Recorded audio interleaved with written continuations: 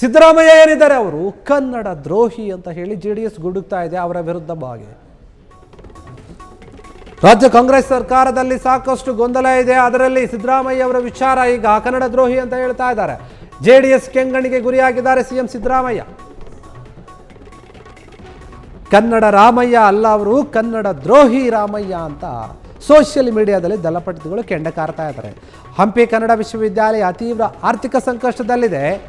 ಹಂಪಿ ಕನ್ನಡ ವಿವಿಯಲ್ಲಿ ಆರ್ಥಿಕ ಹಾಹಾಕಾರ ಎದ್ದು ಕಾಣ್ತಾ ಇದೆ. ಯಾರೂ ಕೂಡ ತಲೆ ಕೆಡಿಸ್ಕೊಳ್ತಾ ಇಲ್ಲ. ವೇತನವಿಲ್ಲದೆ ಬೀದಿಗೆ ಬೀಳ್ತಾ ಇದ್ದಾರೆ ಉಪನ್ಯಾಸಕರು. ಅದ್ರ ಬಗ್ಗೆ ಯೋಚನೆ ಮಾಡಿ. ಗುತ್ತಿಗೆದಾರರಿಗೆ ನೌಕರರ ಸಂಬಳಕ್ಕೂ ಕೂಡ ಪರದಾಡುವಂತಹ ಪರಿಸ್ಥಿತಿ ಎದುರಾಗಿದೆ. ಬೊಕ್ಕಸ ಖಾಲಿಯಾಗಿದೆ. ಹಂಪಿ ಕನ್ನಡ ವಿವಿಗೆ ಹಣನೇ ಇಲ್ಲ. ಅಲ್ಲಿ ಹಸಿದವನ ಹೊಟ್ಟೆಗೆ ಅನ್ನ, ಬಟ್ಟೆ, ಭಾಷೆಯ ಕೆಲಸಗಳಿಗೆ ಹಣ ಕೊಡಬೇಕಾಗಿದೆ. ರೈತರ, ಕಾರ್ಮಿಕರ ಮತ್ತು ನಾಡ ಭಾಷಿಕರ ಸಿಟ್ಟಿಗೆ ಗುರಿಯಾಗಿದೆ ಸರ್ಕಾರ. ಕಾಂಗ್ರೆಸ್ ಸರ್ಕಾರದ ವಿರುದ್ಧ ಜೆಡಿಎಸ್ ಭೀಕರ ಟ್ವೀಟ್ ಅನ್ನು ಮಾಡಿದೆ ಸೋಷಿಯಲ್ ಮೀಡಿಯಾದಲ್ಲಿ. 2020 ಹಳೆಯ ಟ್ವೀಟ್ ಅನ್ನು ನೆನಪಿಸ್ತಾ ಇದೆ ಜೆಡಿಎಸ್. ಈಗ ಅಂದು ಟೀಕಿಸಿದ್ದ ರಾಮಯ್ಯ ಇಂದು ಮೌನಕ್ಕೆ ಶರಣಾಗಿದ್ದಾರೆ ಅಂತ ಪ್ರಶ್ನೆ. ಜೆಡಿಎಸ್ ಸಿಎಂ ಸಿದ್ದರಾಮಯ್ಯ ಅವ್ರನ್ನ ಪ್ರಶ್ನೆ ಮಾಡ್ತಾ ಇದ್ದಾರೆ, ಟೀಕೆ ಕೂಡ ಮಾಡ್ತಾ ಇದ್ದಾರೆ. ಒಂದು ರೀತಿಯಲ್ಲಿ ಕನ್ನಡದ ವಿರೋಧಿ ಆಗ್ತಾ ಇದ್ದೀರಿ, ಕನ್ನಡದ ದ್ರೋಹಿ ಆಗ್ತಾ ಇದ್ದೀರಿ. ಯಾಕಂತಂದ್ರೆ ನಮ್ಮ ಕರ್ನಾಟಕದಲ್ಲಿರುವಂತಹ ಹಂಪಿ ವಿಶ್ವವಿದ್ಯಾಲಯ ಏನಿದೆ ಆ ವಿಚಾರವಾಗಿ ಮಾತನಾಡ್ತಾ ಇದ್ದಾರೆ.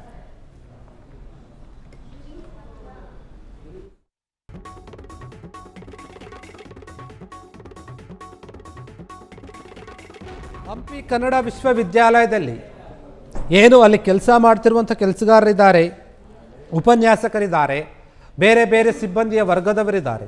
ಅವರು ಅನೇಕ ತಿಂಗಳುಗಳ ಸಂಬಳ ಇಲ್ಲದೇನೆ ನರಳಾಳ್ತಾ ಇದ್ದಾರೆ.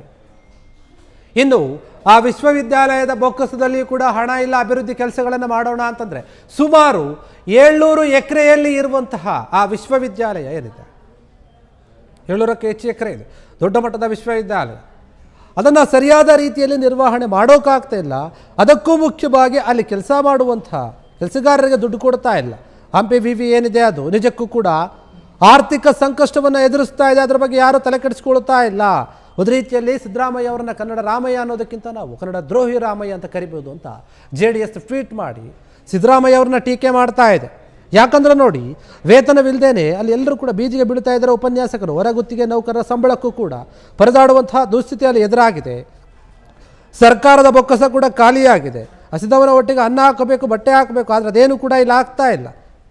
ರೈತರ, ಕಾರ್ಮಿಕರ ಮತ್ತು ನಾಡ ಭಾಷಿಕರ ಸಿಟ್ಟಿಗೆ ಗುರಿಯಾಗ್ತಾ ಇದೆ ಕಾಂಗ್ರೆಸ್ ಸರ್ಕಾರ ಅಂತ ಹೇಳಿ 2020 ಹಳೆಯ ಟ್ವೀಟನ್ನು ನೆನಪು ಮಾಡ್ತಾ ಇದೆ. ಅಂದು ಟೀಕಿಸಿದ್ದಂತಹ ಸಿದ್ದರಾಮಯ್ಯ ಅವರು ಇಂದು ಮೌನವೇಕೆ ವಹಿಸಿದ್ದಾರೆ ಅಂತ ಪ್ರಶ್ನೆ ಮಾಡ್ತಾ ಇದ್ದಾರೆ.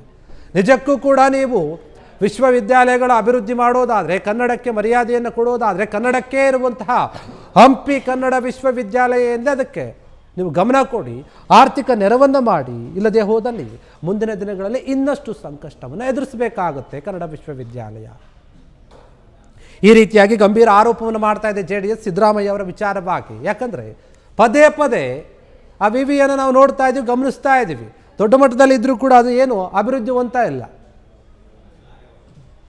ಕ್ಷಣ ಕ್ಷಣದ ಸುದ್ದಿಗಳಿಗಾಗಿ ಫ್ರೀಡಂ ಟಿವಿ ಸಬ್ಸ್ಕ್ರೈಬ್ ಮಾಡಿ, ಲೈಕ್ ಮಾಡಿ ಹಾಗೂ ಫಾಲೋ ಮಾಡಿ.